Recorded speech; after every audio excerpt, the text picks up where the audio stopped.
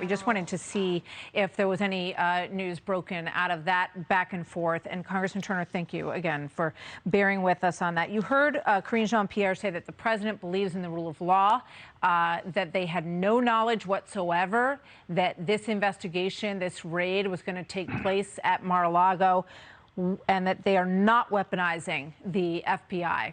Your reaction to that, sir? Well, the whole politicalization of the FBI and the intelligence community arose out of the Obama-Biden era and Comey, Clapper, and Brennan, and it continues to be a hangover in the FBI and the Department of Justice, as we see under the Biden administration. The director of the FBI, Director Wray, is going to have to step forward and better have a very good answer and excuse, as I said in my statement yesterday, as to what national security threat rose to the level of him ordering a raid on the former president's residence. As we all know, Donald Trump has more classified information in his head than he's likely to have in his desk. And to raid his house over the so-called dispute with the archivist over former presidential records is certainly not a justification to violate the residence of the president. Also, documents unrelated to this matter were taken. And to disagree with Andy, you can't, on a pretext, go into a target's house and claim you're looking for one thing and find another and use that information, I think, in this instance, regardless of why they're going into the president's house. This is a total violation of any sense of rule of law that the American public expects from the FBI. What we have asked him to do is to provide us the criminal referral that he received supposedly from the archivist, the document that he sent to the court requesting the authority for this warrant to raid the president's home, and an inventory of the documents that were received. Obviously, we want to look for what was the justification. If this turns out to be, merely a clerical issue that the president, in effect, checked out books too long from the archivist, then this clearly is a political attack on the president of the United States. I think also this raises the issue of the archivist doesn't get to decide what's classified. Just because something is labeled classified doesn't mean it is. We have to actually see whether or not these were classified documents. The president himself, President Donald Trump, while he was president, would have had the ability to determine if those documents were or remained classified. Many issues here, none of which resolve in the favor of the FBI.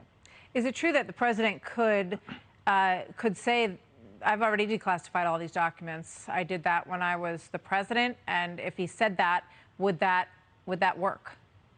Absolutely. The whole issue of classification is based upon what the president of the United States says. We went through this before, where CNN used to try to claim that the president at the podium released classified information. The president, upon uttering it, can declassify something. This is something that falls solely within the purview of the president. Just because something shows up at the clerical office of the archivist and has a cover page on it that says classified doesn't mean it is. The contents and the critical analysis of those contents are necessary to determine if it's classified. And certainly the archivist does not have the ability to do that. I want to ask you about the potential political implications of this as we look ahead to 22 and 24. We know that the former president appears to very much want to run again. He hasn't made any official announcement. This is Scott Jennings talking about the impact of all of this last night. Let's play that, and I want to get your reaction to it, if I may, on the other side, sir. And most people have reacted this way, and that is, if you don't convict Donald Trump now, you have martyred Donald Trump. You have basically guaranteed him the nomination for the Republican Party in 2024, and you're going to give him a big weapon to go after Joe Biden or, whatever Democrat emerges in 2024. What do you think about that?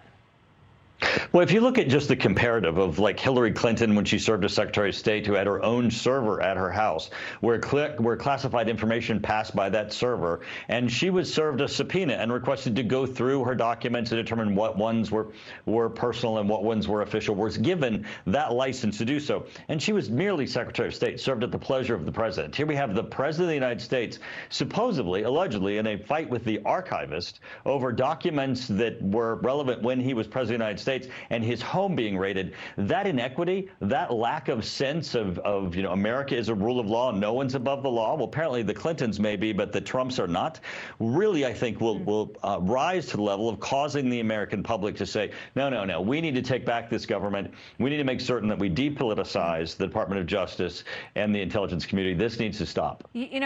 Christopher Wray, the FBI director, was at a hearing the other day before the Senate Judiciary Committee, and he was answering questions about the Hunter Biden investigation. And we know that there's at least a dozen FBI agents, employees of the Federal Bureau of Investigation, who were whistleblowers, who say that this Hunter Biden investigation has been shelved, backburnered, and misrepresented as Russian disinformation, despite what they say is evidence to the contrary, that it is very real and needs to be investigated. How do you think that sits with the American people when they hear that at this hearing the other day, and then they see this, sirens blazing, dark of morning raid on the former president's home?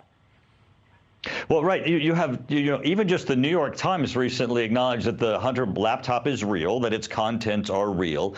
Many Americans have seen on various websites the contents of these, which are just horrible and horrific images of a debaucherous Hunter Biden lifestyle.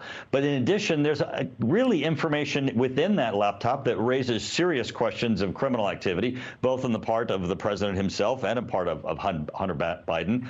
All of those deserve to be investigated. And yet, as you said, it's Donald Trump's house that is invaded, supposedly, and is raided, supposedly because he's in a dispute with the archivist. These dichotomies of things that don't add up, where the American public say, this is not equal justice. Those are the types of things that rise to the level of wanting people to take this government back, and I think certainly bode better for Donald Trump. Well, I just think it sits with a lot of folks who look at things quite fairly and aren't overly, obsessed with day-to-day politics. They can't understand why someone that they see doing drugs and wielding guns on the internet, who's also dealing with our adversaries in business deals with China, and all of these, and Ukraine, and all of these deals, why there aren't sirens going on outside of that house as well. But there could be an indictment coming in the Hunter Biden case, because we know that they're in the middle of it. So we will see if that happens as well. Congressman, I want to thank you very much for taking so much time with us this afternoon. We really appreciate it. Good to see you, sir.